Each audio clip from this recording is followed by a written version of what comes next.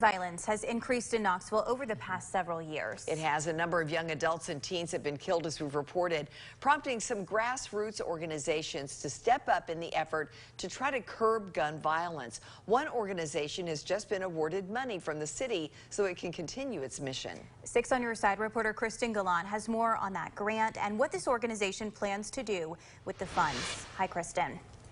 Hey, Elizabeth. Turn Up Knox was partnering with the City of Knoxville and Seed Inc. to form community-based violence intervention and prevention initiatives. The city just awarded them several $1,000s to help guide them in the right direction in an effort to make our city safer. You know, we've had a lot of gun violence transpiring over the past few years, about 5 or 6 years. And finally, we're just looking to come up with a program to take that initiative. Denzel Grant is the executive director of Turn Up Knox. So the goal is to pretty much interrupt a lot of the gun violence that's going on within the inner city. Those who participate in the organization are called interrupters. They're trying to break the cycle of violence through community engagement and preaching forgiveness, not revenge, when gun violence does happen in the community. Majority of the work is going to be boots on the ground. Getting a hold to those certain individuals who we feel like may be at high risk. The groundwork has already been set. Volunteers are active in different areas of town. The city has awarded Turn Up Knox $450,000. Grant says some of that money will allow volunteers to get paid for their efforts. This is going to be a risky task. Those people coming in do understand that it's going to be a risk.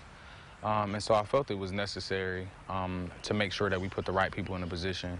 The City Council also voted to begin the application process for a $1.5 million federal grant to help with the violence prevention program. Not everyone at Tuesday's City Council meeting is on board with how the money would be distributed. What we see happening are investments being made